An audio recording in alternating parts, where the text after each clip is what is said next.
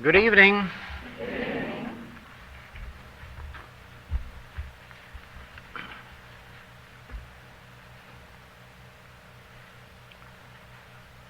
I'm sure that most of you know that any teaching has to be conducted in steps, because there are states and stages of consciousness, and we are prepared at one time for a teaching and at another time for something further or deeper. And still further along in our experience, we begin to get ready for some of the mysteries of life. Now, ordinarily speaking, metaphysical teaching consists only of the veneer of the subject, of the very, you might say, outside layer. There is very little metaphysical teaching that goes any deeper than what I would call primary grades. Most of it is in the realm of kindergarten, and some little of it is on the level of primary grades. I don't know of any teaching available to the public that I can think of that goes any deeper than what might comparatively be called fourth grade or fifth grade schooling. And the reason is that spiritual truth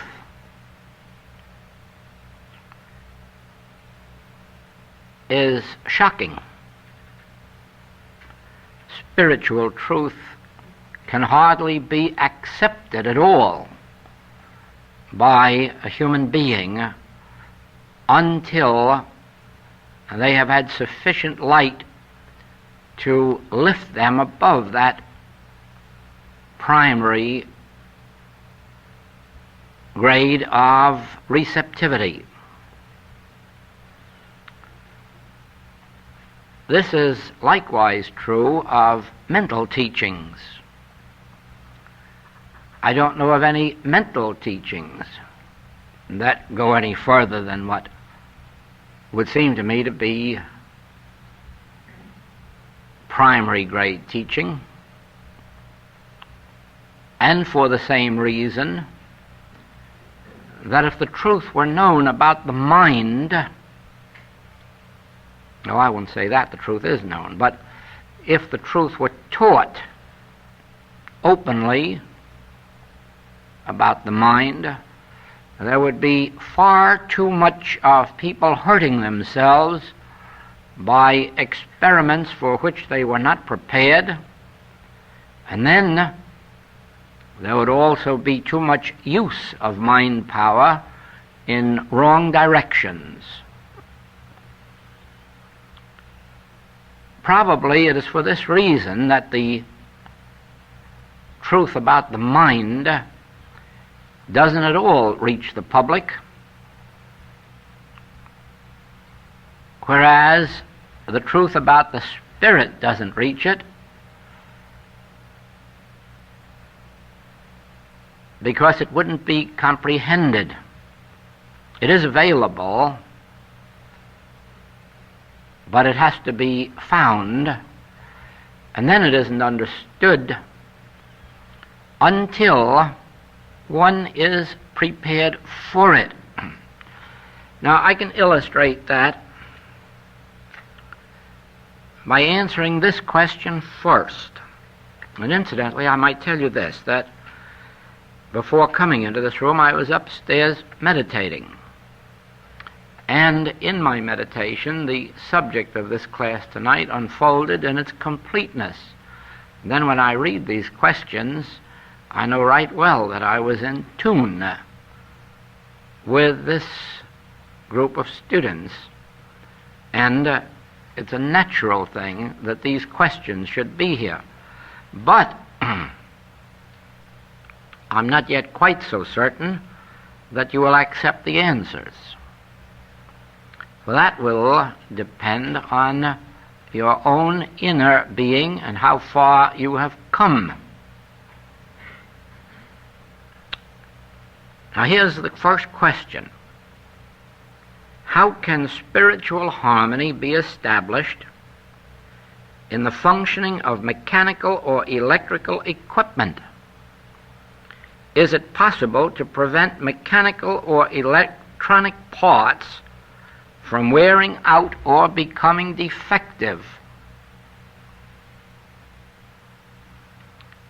Now, just think how far your understanding will have to go for you to accept the fact that to a certain degree the answer is yes. It can be so. You see how at first it seems absolutely improbable and impossible that the functioning of mechanical or electrical equipment is possible through these studies. Now actually, it cannot be done spiritually, but it can be done mentally.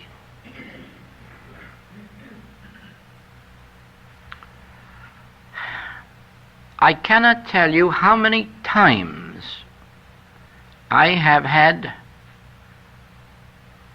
students tell me and write me of experiences of their automobile getting out of order in some serious way, and yet they're being able to go as far as a garage or the next stop, and then to be told that it was absolutely impossible for them to reach there,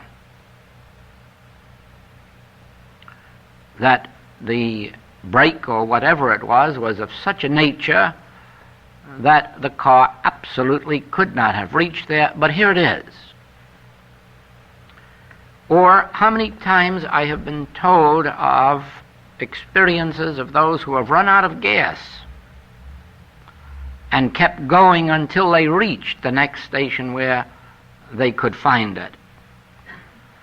Now, of course, I know that to the human mind this is impossible, and it is for this reason that these things cannot be taught more openly than they are. I'm going to go another step and tell you this, that this question came up not about mechanical things, but about living things in Seattle, in one of our classworks. And I set out to show the students what could be done. Now, on Sunday, the entire center was fixed up with beautiful cut roses. They were on the platform and on the sides of the church and in the back of the church. And more cut roses were in my study, in that center. And I said that if I can prove this, these roses in this study will be just as fresh when we finish this class on Saturday night as they are today on Sunday. And that's the way they were. They hadn't opened, they were still buds, and they were still fresh. Those outside weren't.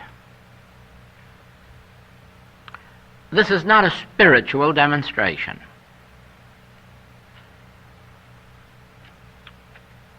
This is a proof that what we call matter isn't matter at all, it's mind.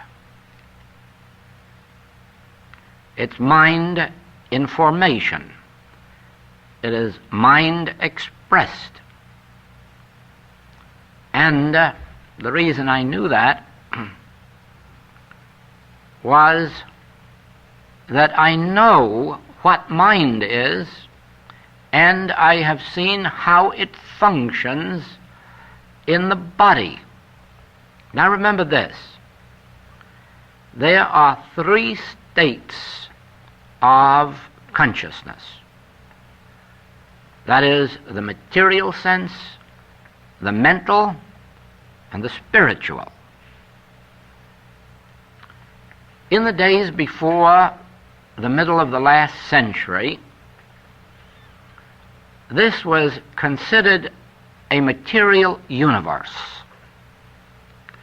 to such an extent that even materia medica practice was almost entirely material. It was the application of remedies, whether pills or powders or liquid, or herbs, or plasters, or heat or cold, but practically all of the medical practice was material, as if your body were a piece of matter, something had gotten out of order, and the doctors are going to take that material body and in some way get it back functioning.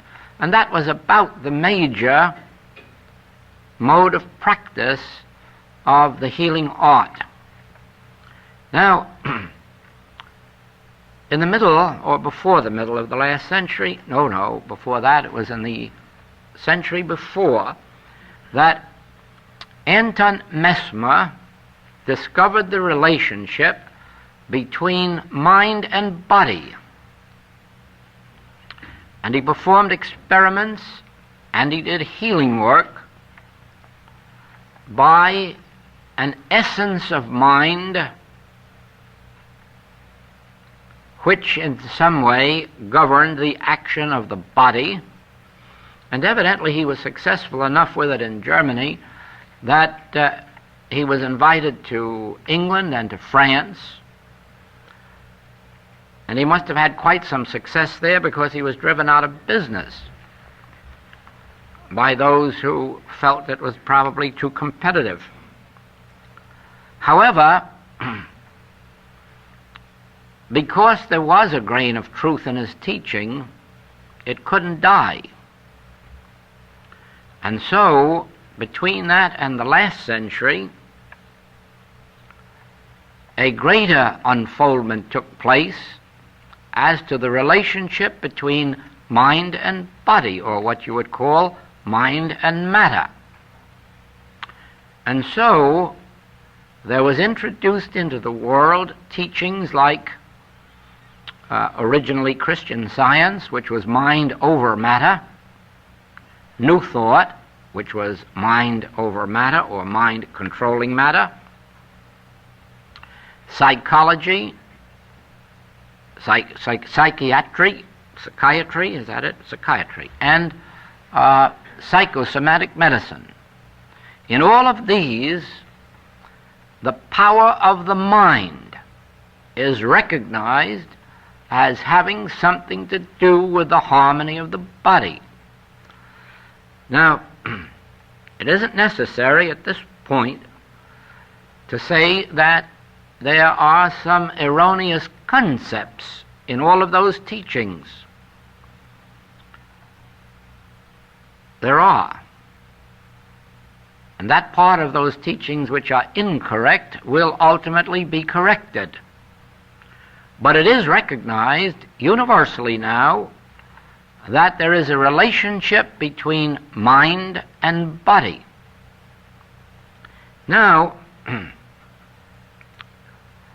as some of the Christian Science teaching through Mrs. Eddy evolved, another step was taken, and it became known that there is a relationship between God, spirit, and the body, health,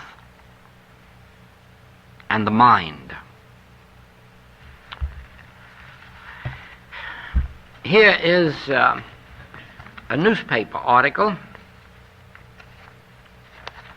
quoting Dr. C.G. Jung, the psychiatrist. And he says this: among all my patients in the second half of life, every one of them fell ill because he had lost what the living religions of every age have given their followers. And none of them has been really healed who did not regain his religious outlook. So you see that with the recognition of that nature and the recognition of the nature of spiritual healing itself, we do know that that which is called spirit or God does function in the mental life and in the physical life.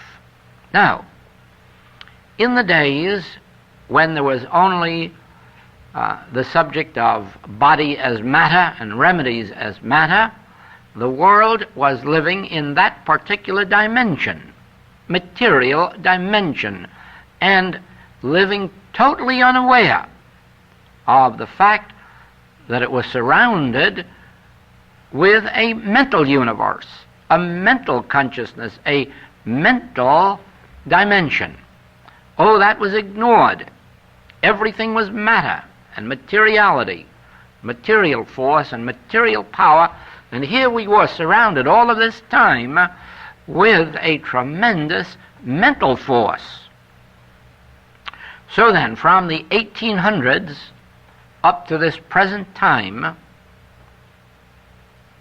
we find that more and more is becoming known about the mental universe and its activities. Now, unfortunately, for this particular era, there is a mistaken idea loose in the world that the mental realm and the spiritual realm are the same one, that the realm of God and the realm of mind is the same. And this is leading to quite disastrous results. Mainly because as long as this belief persists, there will be teachings combining the spiritual and the mental and going nowhere, actually preventing progress because of their failure. One of these that I can point to is the New Thought movement, which in the last 30 years has dropped 90%. There is not 10% of the New Thought activity in the world today that there was 30 years ago. And the main reason is this very mistake, that they're continuously using God and mind as if they were synonyms. They're using God power and mental power as if they were the same thing, and they're just getting nowhere with it. Now, this same mistake has, within the last 10 or 15 years, been brought into the religious world. And believe it or not, there are teachings circulating in the churches that would indicate or teach the people that mind power is God power. One of the tragedies that comes out of this is really the years that are lost before those mistakes are corrected. I had occasion short time ago to mention this, that a minister has written a book about the power of prayer in plant life. A minister of the church. And in this book, he reveals the experiments in which he instructed a group of people how to pray for the plants over here and make them grow and flourish beyond their natural growth, and taught another group over here how to pray so as to wither them and destroy them.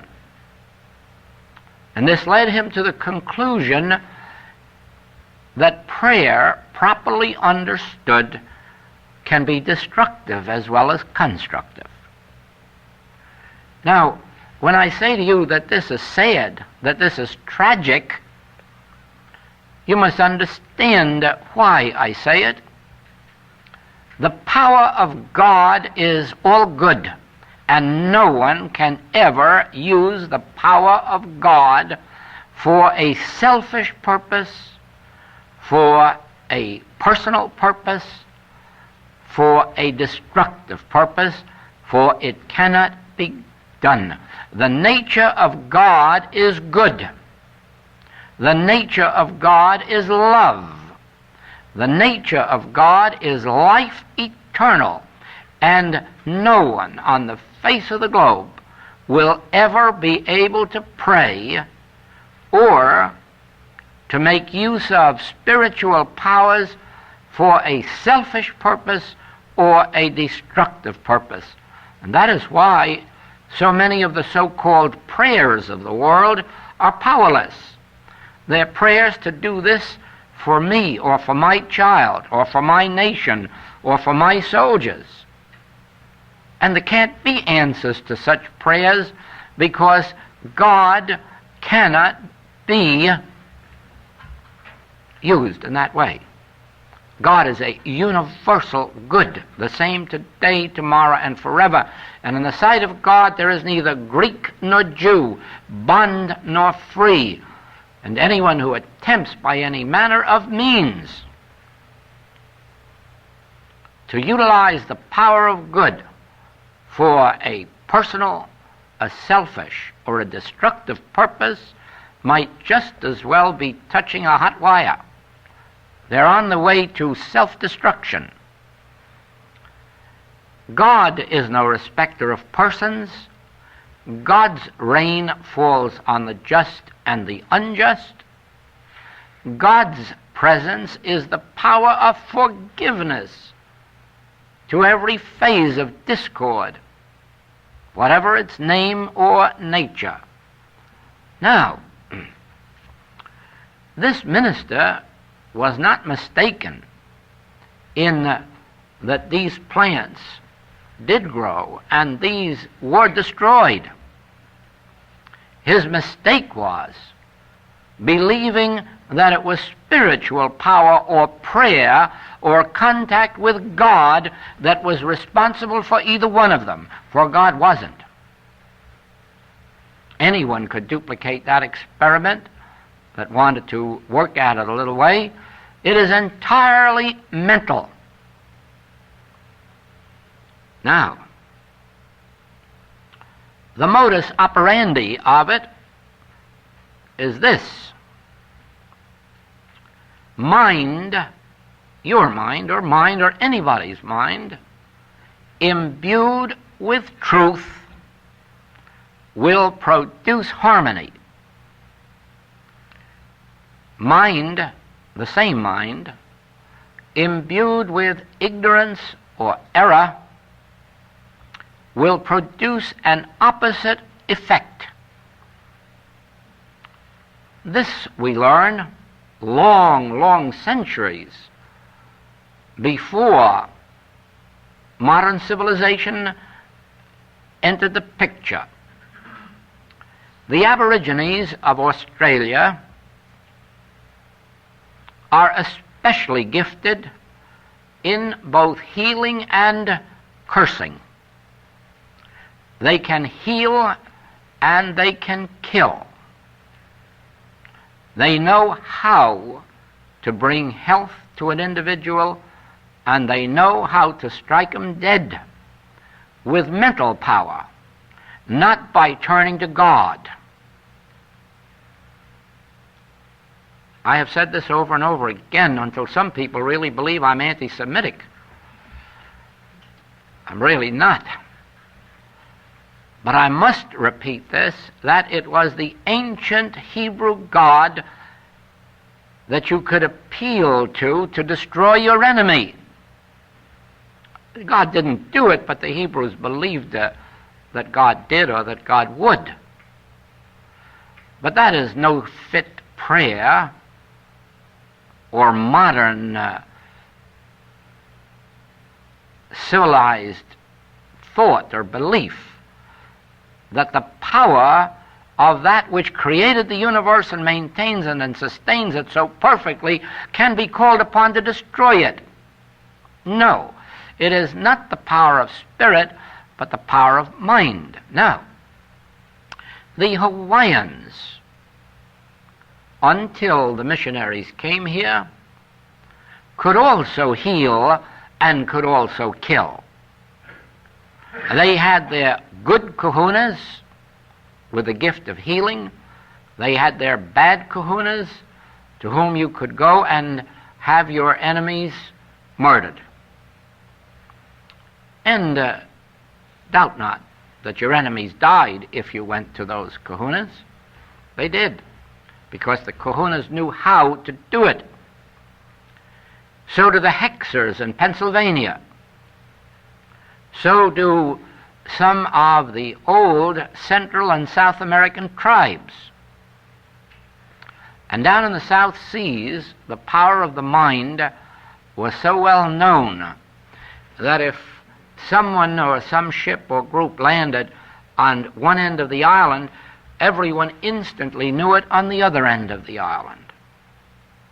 That wasn't a power of God, that was a mental power, and it is one which can be duplicated. Anyone can train the mind to any degree, and for good or for evil. No one really knows the extent of the power of the mind. No one has ever experimented to a far enough degree to learn what the actual power of the mind is. I had the pleasure and privilege of being taught by a teacher who taught me how to leave this body and how to travel to any part of the globe that I wanted to be in. And for many years I enjoyed that experience practically every night, wandering out into this world. Not that it proved anything from a spiritual standpoint. It merely proved that the mind is not encased in a body.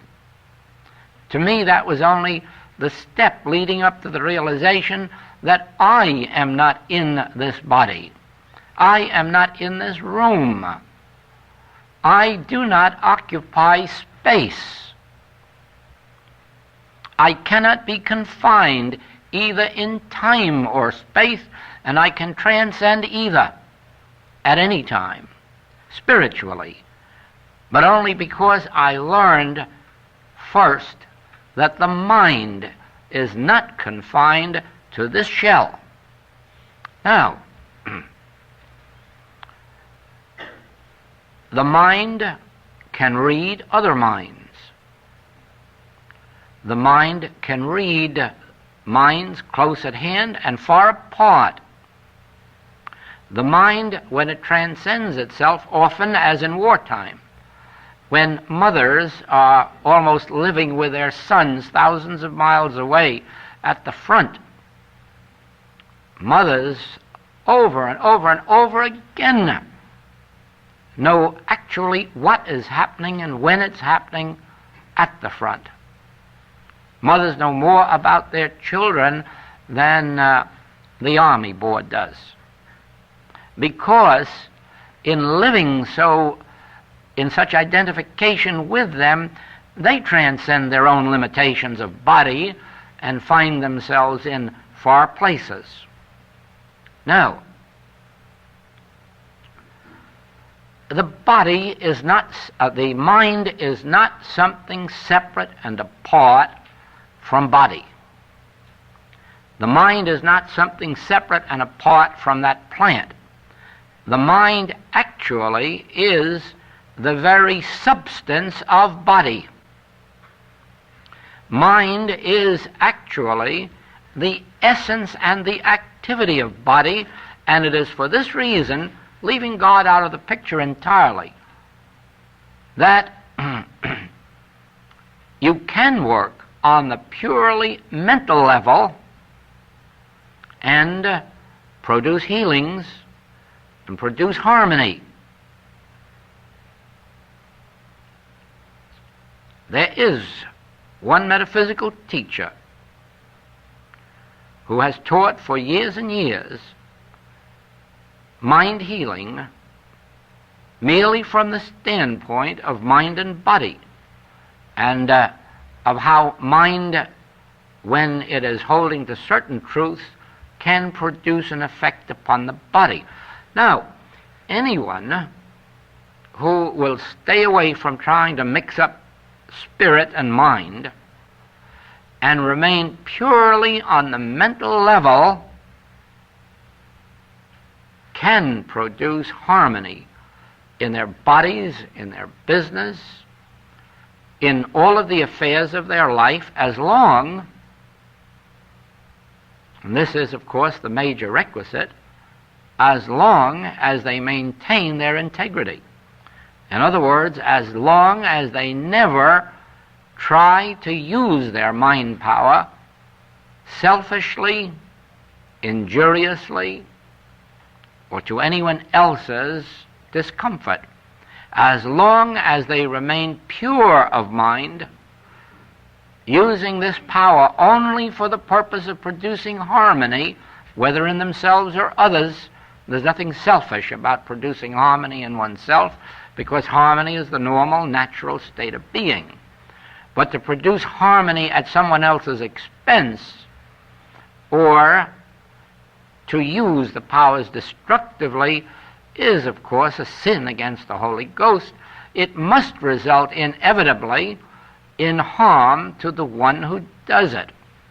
Now, it has been done. People have used the power of their mind to get other people's money and other people's property and other people's business. They have used the power of mind to benefit themselves at the expense of others. It is a destructive thing, but don't for a minute doubt that it can be done. Otherwise, you will be living with your head in the sand. Now, the mind has two powers, and that is good and evil. Do you not understand that this body in and of itself can never be good or bad? Do you not know, you probably haven't thought of it, but you can now, that your body can't steal?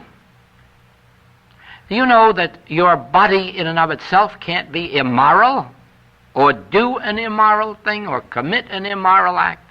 Don't you know that? Of course you do. There has to be a mind, there has to be something you call I, and all the body can do is carry out the instructions of the mind. And if the mind says give, the body gives, the hand gives. If the mind says withhold, then the hand withholds. And if the mind says steal, then the hand steals or tries to. And so it is. The mind is always governing the body on the human level. It is only the person too steeped in mental inertia who lets the body control the mind. Then we have a kleptomaniac. They can't help it. Their hand just reaches out and steals, although the mind doesn't want it to. But the mind has no control over that body. And there are people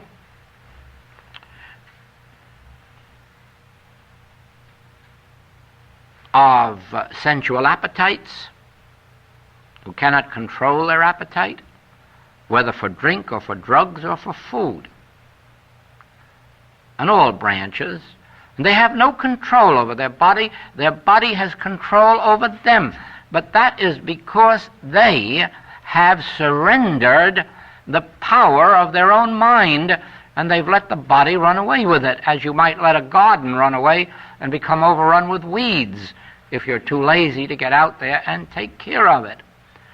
But Normally, the mind can't steal, the body can't steal, the body can't overeat or overdrink, the body can't do anything of itself if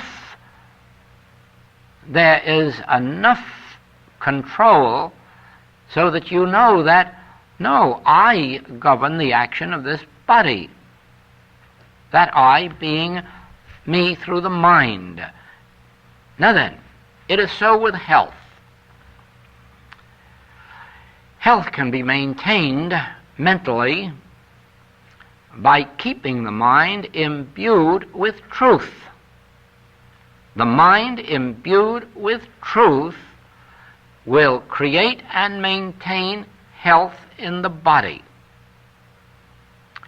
Mind imbued either with ignorance or error permits the body to disintegrate and to develop its ill health.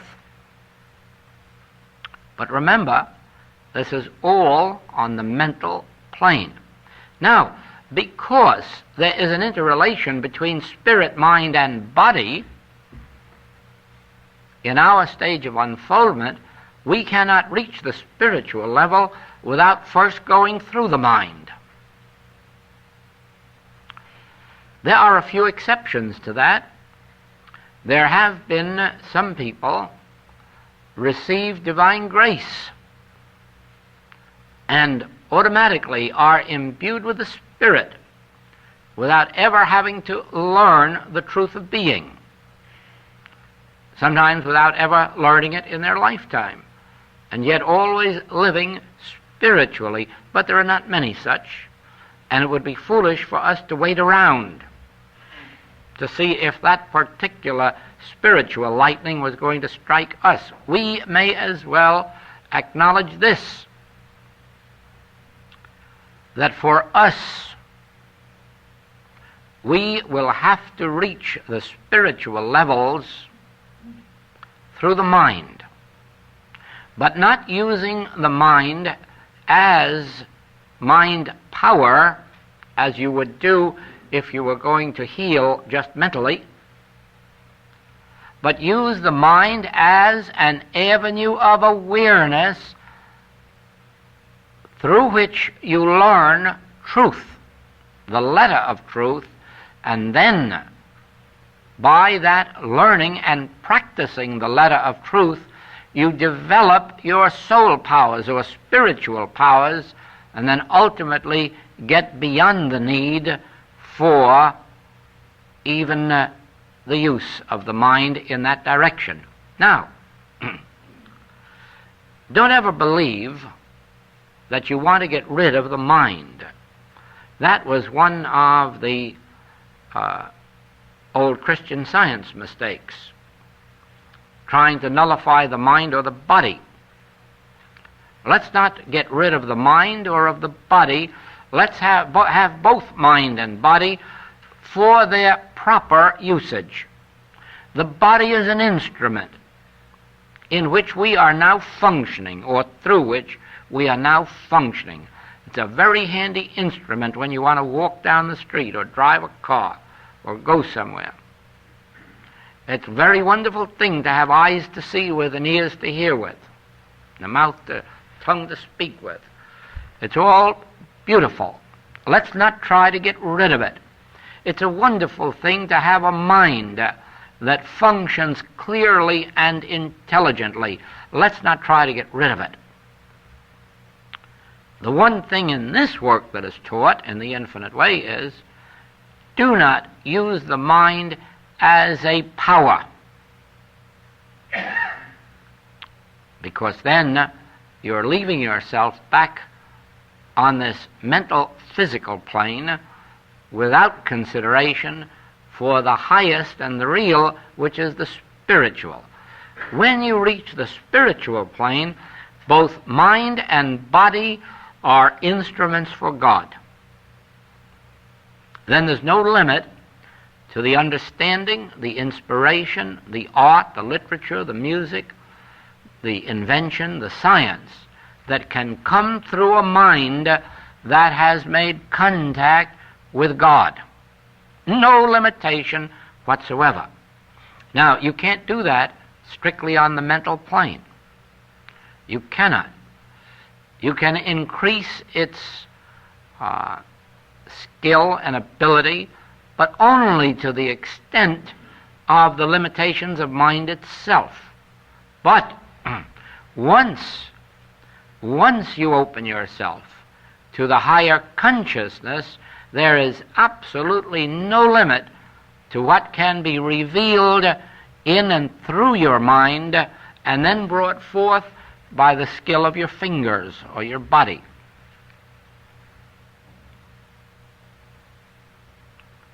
So it is that in answering this question, actually, I doubt that it could be demonstrated that you could maintain mechanical or electrical equipment very long through mental means,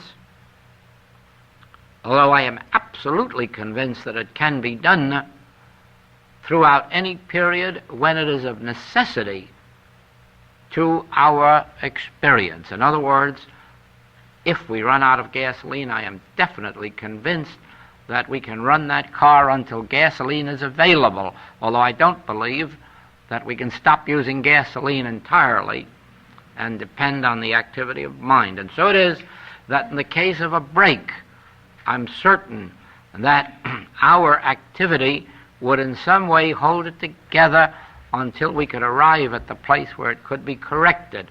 But I doubt very much if we could continue to use it very long without disaster.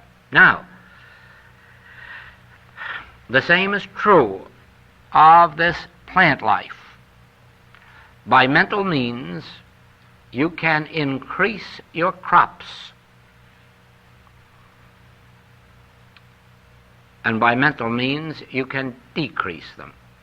But to bring forth a permanent demonstration of multiplication of the loaves and fishes, it would be necessary to go further than the operation of mind. It would be necessary to be touched or to reach the realm of spirit. Then there is no limitation, but neither would there be a violation of natural law. In other words, you might double the amount of flowers on this plant, but it would not be in violation of nature. It would be because something in nature itself that is not now being used would be brought into use. In other words, the fullness of the life of this plant may not now be in action.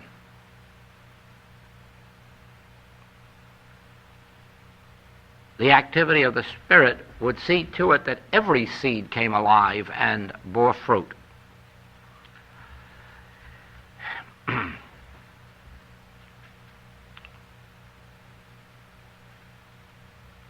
Mrs. Eddy wrote in, I believe it's in the textbook, that the day will come when the thief will not have to enter your home, but you will carry your goods to the thief. I'm sure that's not often quoted, and I'm sure there are not many people who believe it. But I'm sure now that in the view of the success that was originally had by subliminal perception, you must know that it's true. If the powers of the mind are used in that direction, you can be made to deliver yourself and your property. You say this is frightening. Of course it is. Of course it is. That's why England has absolutely refused to permit the practice of subliminal advertising in England. The Advertising Society of Great Britain has refused permission for it to be used. The government has refused. The radio, the television stations have refused. They have unanimously refused to permit its use, because if it can be used to make you give up your money for anything that they wish to advertise, whether or not you need it, whether or not you can afford it. When last month they tried to pass a bill in the California legislature to outlaw its practice, they failed to pass it. The interests behind the advertising were too strong.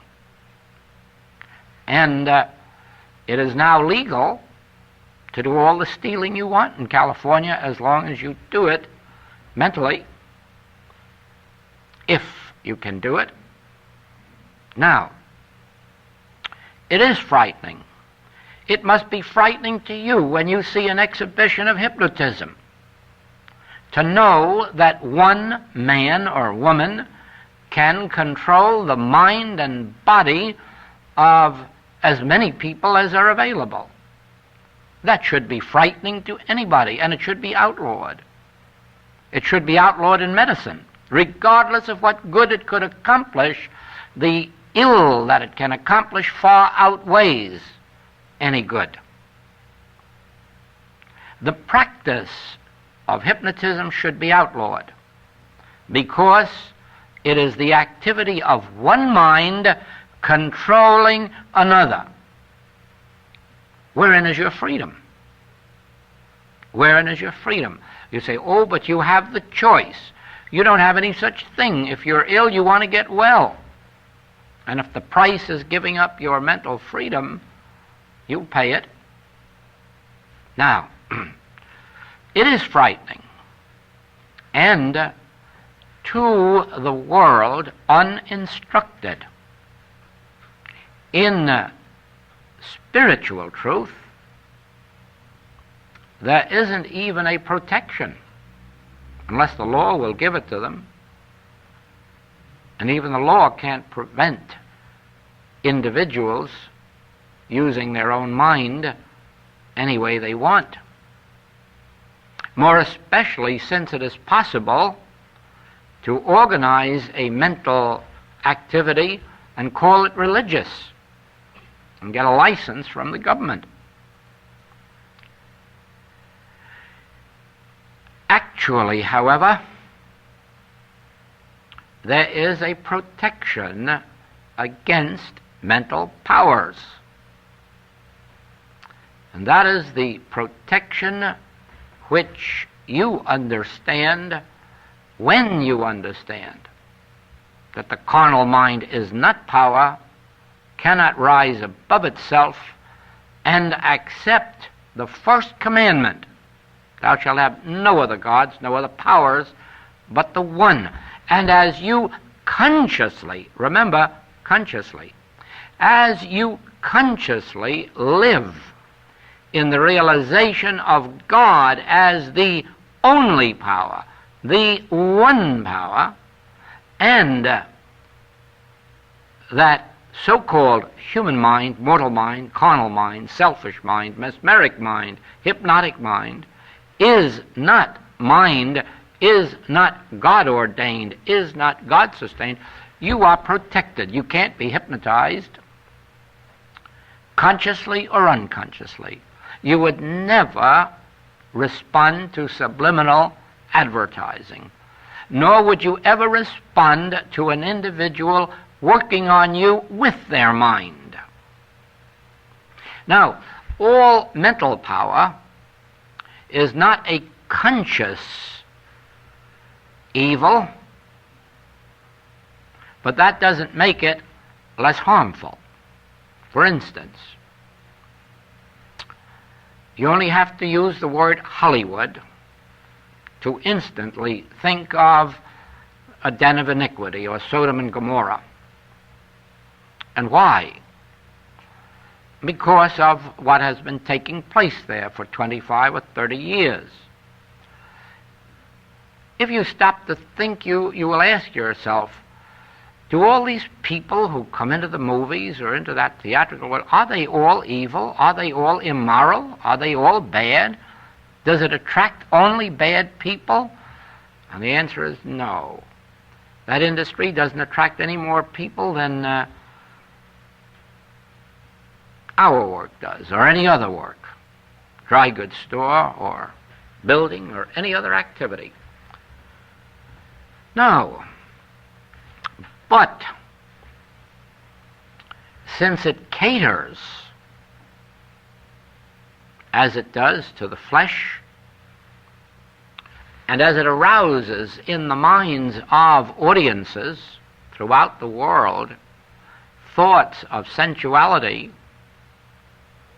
lust, all directed at those individuals, men and women on the screen, never doubt for a minute that they feel that and respond to it, and the first thing you know, begin to act it out.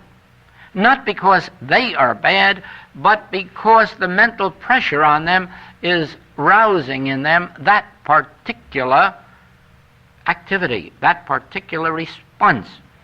In the same way, the great stars like Lionel Barrymore, John Barrymore, and several others whom I know, have said that they respond instantly to their audiences.